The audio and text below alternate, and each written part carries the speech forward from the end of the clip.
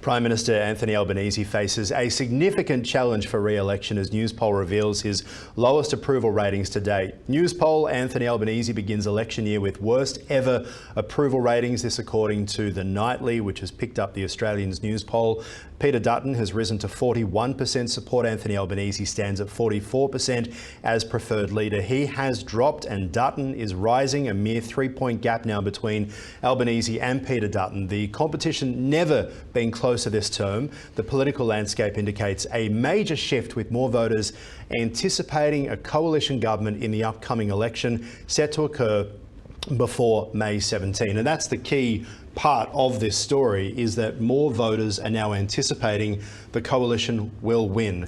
You have to go back to the 30s since there was last a one-term government in Australia. What has gone so wrong for Anthony Albanese? Yeah, he's in a lot of trouble, especially when polls are saying that most people think he will lose. That is going to be a real drag on his momentum. What's gone wrong? Well, the economy for a start. But overlaid with that was his government's focus for the first 12 or 18 months on the Voice referendum. And yes, we all know that didn't get up, and that was a bit of a drag on his performance. But what that really set in concrete was the perception that Albanese is more interested in boutique issues like the Voice as opposed to cost of living. Any research, any polling for the past 12 or so months has shown that without question, the biggest issue is cost of living. Now, that is a product of where we are economically to a certain extent. That's out of Albo's control. But it's the way that he's dealing with that, and it's just not enough. We can see now he's making big announcements, big spending announcements for roads and things like that. I think it's far too late.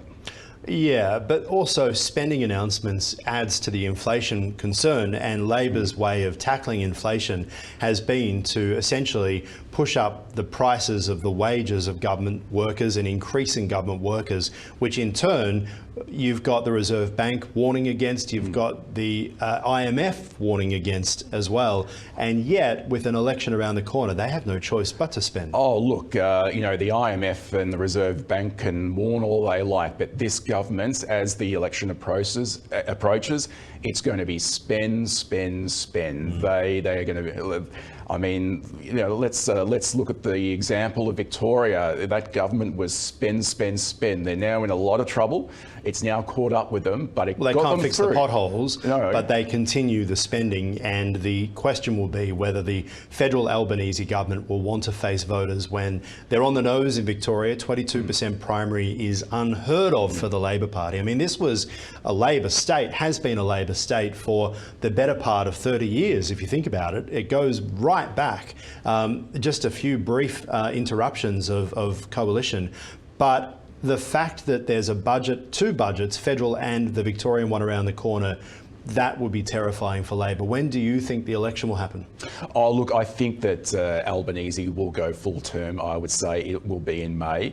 I can't really see any great incentive for him to go early. You know, they're obviously just hoping that there will be a change on the interest rate cut front. Yes, but you know that you may as well wish for 5 years of Collingwood grand finals in a row. Like that's probably more likely to happen. Speaking as a traditional Carlton fan as you are, thanks very much to us Pies supporters there. It may happen, but when you look at Peter Dutton, the fact is that he's been painted by Labor as really unpopular, as a hard man who used to be a butcher and a police officer. He's harnessing that, saying right now I feel like you probably need a butcher and a police officer, things are that bad. The public, they didn't necessarily like Tony Abbott. He had a negative rating when he became Prime Minister. John Howard was always pilloried by the left for being unpopular. And as was Scott Morrison too, but they managed to win. Yeah, all of them won elections. And the thing that I find interesting is to be going this close to an election, and after the first term, Anthony Albanese, the man of the people who drinks that beer, it seems that when he sculls that beer, people are thinking about the cost of the beer, not about how great a guy is.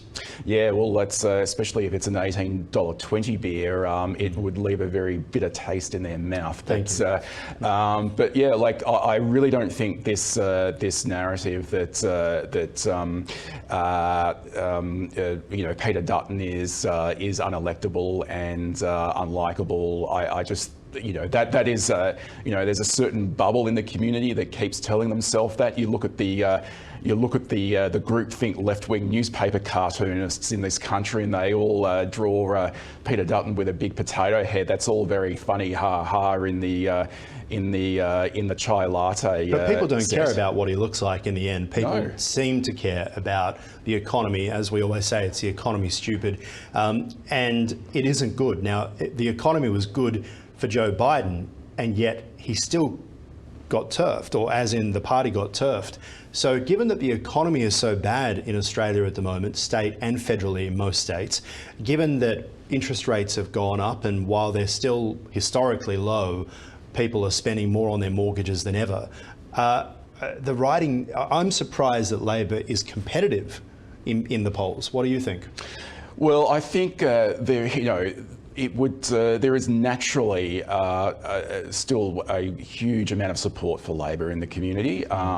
That's not terribly surprising. I think there's a huge amount of people who are very much in line with their economic policy. There is a huge amount of people who have benefited from their pushes for industrial relations laws. That's actually delivered for some people, particularly I guess public sector workers and so on.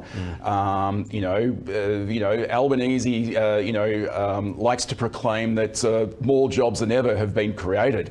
And yet most of those jobs have been created by, I guess, the taxpayer-funded NDIS. Is that real economic growth? I don't think so. But the reality is a lot of people have benefited.